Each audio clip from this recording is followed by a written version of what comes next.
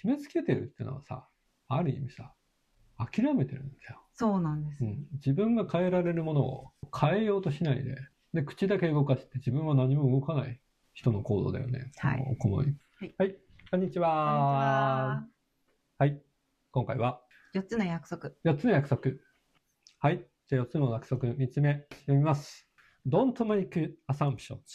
どういう意味？翻訳してる人取ってきました。思い込みや決めつけをしません。これ1個目の翻訳ね。でもう1個見つけたな。思い込みをしないこと。どっちもいまいちかなと思ってて。自分の翻訳言っていい？決めつけるな。はい。はい。決めつけるな。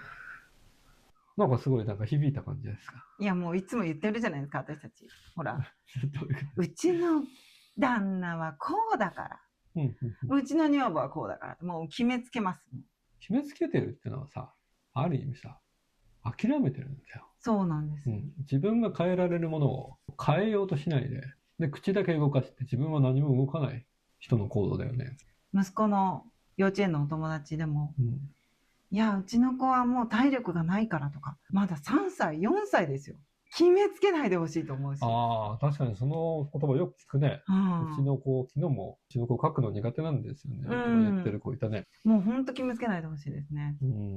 まだ3年4年だから、あと体力がないっていうのも、今からだから、そんなちっちゃい時に決めつけないでほしいなと思う。確かに。だけど、逆にうちが気づいちゃったのが、この間長所と短所を息子の書かなきゃいけない時に、いいところいっぱい書いてて、あれ短所ないなと思って聞きに行ったじゃない。で、考えてみたら、いいところは我々めちゃくちゃ決めつけてる。あ、そう？私は自分で気づいた。例えばいいとこなんですか？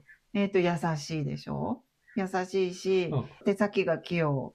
だから絵も上手だし、集中力もある。なんかいっぱい書いたんだけど、そういういいところは私すごい決めつけてるなと思って。まあちょっと決めつけてるの言葉の、捉え方なんだけど、ぶっちゃけいいところを決めつける分には、そんなに悪いことないのかなと思ってますし、なんか苦手なところを決めつけて、なんだろうな、よくあるのは、運動苦手だし、っていうことを決めつけて、親も決めつけて、それを本人に向かっても言ったりするっていうのはもう本当にこれはありえないかなと思ってて。どんくさいのよねとか言うのね、もう本当嫌だ。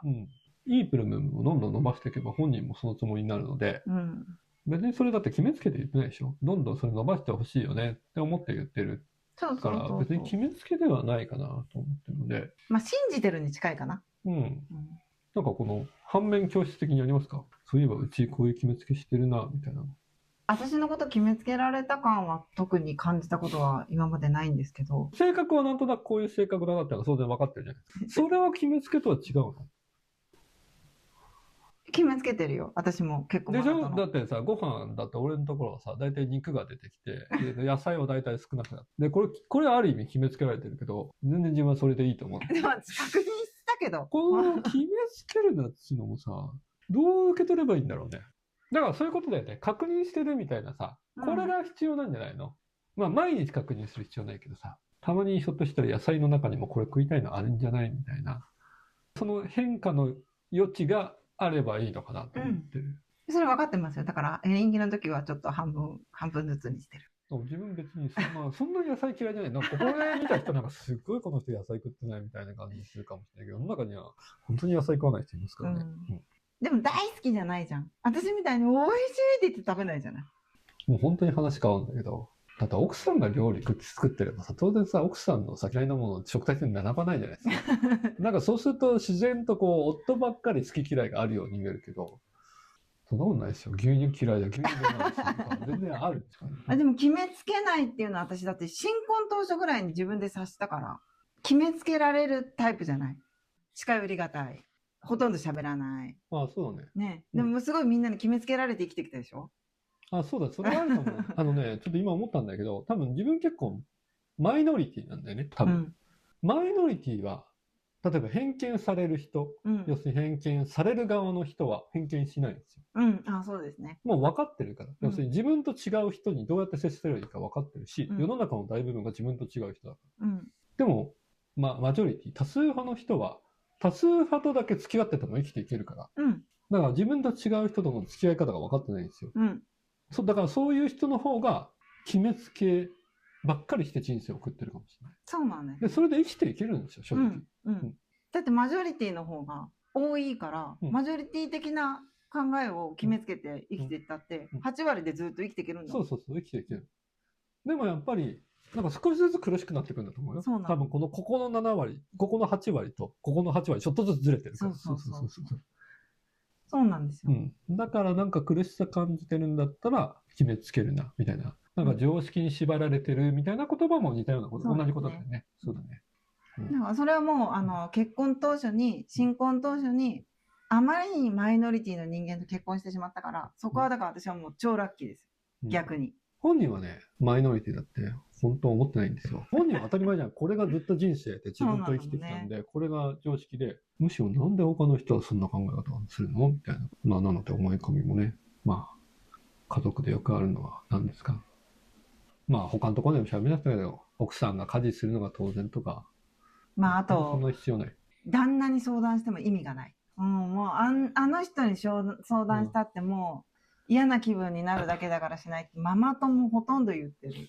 こんなまだ若いご夫婦でそれ言ってあと何十年どうするんだろうと。でもそれは夫の側も決めつけてるのかな。俺も今これ決めつけてるんだなと思ったのは、女の人から話聞いて解決策出しちゃダメ。これ決めつけてるかもしれない。解決策言っちゃったら絶対ダメなんだろうなと思ってるんだけど、ひょっとしたら解決策を求めてる時もあるのか。ある。聞いた方がいいよね。解決策聞きたくないって。だからお互いに結局何を求めてるのかを言った方がいいと思う。